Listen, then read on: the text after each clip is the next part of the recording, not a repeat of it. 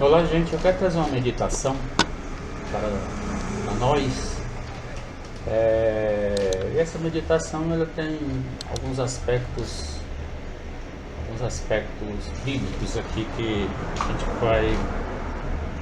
vai propor aqui, certo? Então, primeiramente, eu vou aqui abrir no livro de Provérbios, que é um excelente livro. É um excelente livro, diga-se de passagem. O áudio estava um pouco distante, mas eu botei aqui mais próximo, né? Do livro de Provérbios de Salomão, né? Então, nesse livro, eu vou destacar aqui o versículo 7.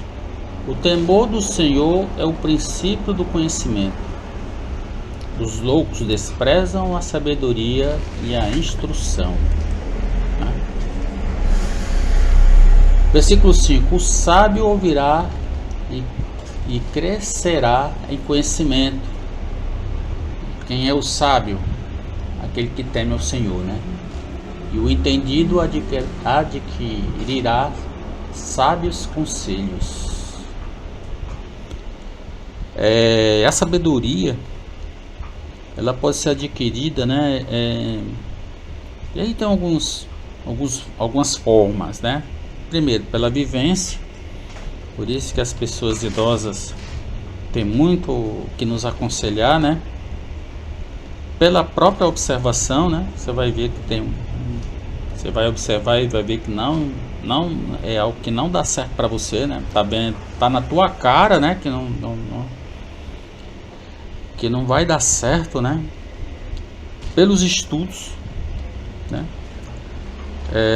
Que é muito importante essa experiência pelos estudos, né? E nunca ter aquela negação, né? Pela reflexão, que é um aspecto que faz parte de todos esses outros processos, refletir, né? E a verdadeira sabedoria vem de Deus. A fonte da sabedoria está nas leituras bíblicas, né? Você percebe que a Bíblia é uma fonte inesgotável de conhecimento. Né? O Provérbio de Salomão, né, é um livro de muitos aconselhamentos, né? Então,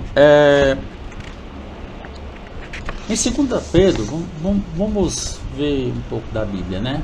Vou lá no índice, vou lá nas cartas de Pedro, que tem algo para nós aqui muito interessante sobre esse tema. Em 2 Pedro, no capítulo 3, versículo 18, ele diz assim: antes crescei na graça e conhecimento do nosso Senhor e Salvador Jesus Cristo. E onde está esse conhecimento?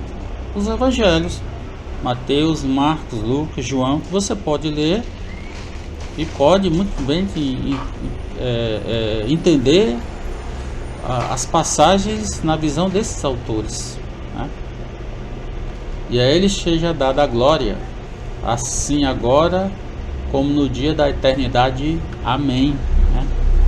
Então, esse conhecimento ele pode ser adquirido pelos estudos, né?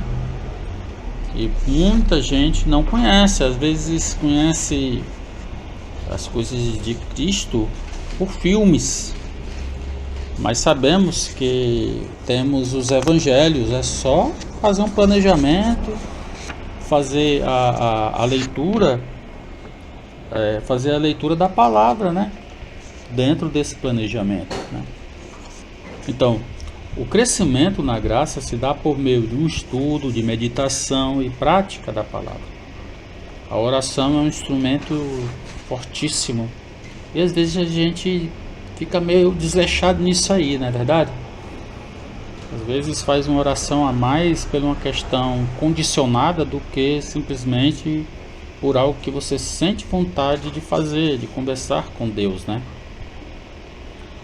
E a gente precisa escolher horários para isso, não que seja horários fixados, né? Mas muitas vezes você no seu quarto, dirigindo o seu automóvel, fazendo uma caminhada, uma atividade que você conecta com Deus, né? Eu gosto muito de me conectar com Deus também nas minhas caminhadas. Eu gosto muito de estar em ambientes mais da natureza, né? Que a natureza ela transmite justamente essa paz de Deus. Também o crescimento está pelo cumprimento da lei do amor, né? É justamente aquilo que Cristo viveu e mostrou. E um serviço cristão no sentido de ajudar as pessoas. Esse serviço ele não é muito condicionado também a só estar dentro da igreja, não. Ou seja, não está só entre quatro paredes, certo? E entendendo que esse crescimento ele leva tempo, requer esforço e significa uma mudança de vida, né? Então é que você quer agradar a Deus se a tua vida está errada e você não busca essa mudança. Então é importante justamente essa reflexão, essa autoanálise, né? Essa autoanálise. Em 2 Coríntios a gente também tem uma outra porção lá muito interessante sobre essa concepção do crescimento, né?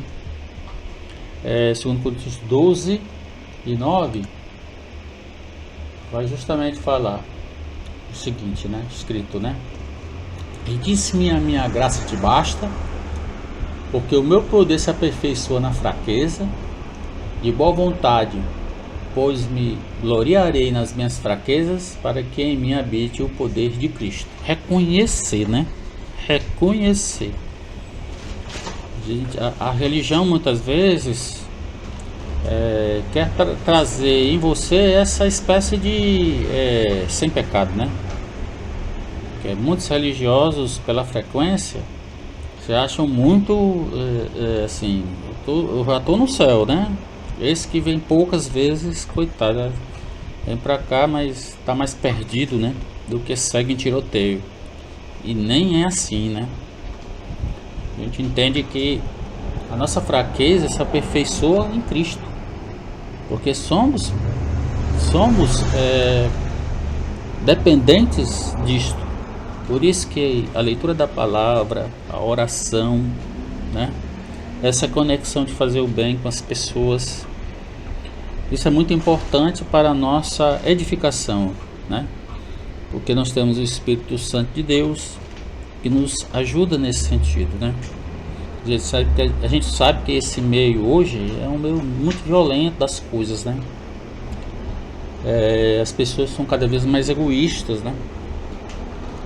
A gente precisa colocar esse barco contra essa correnteza forte e seguir o nosso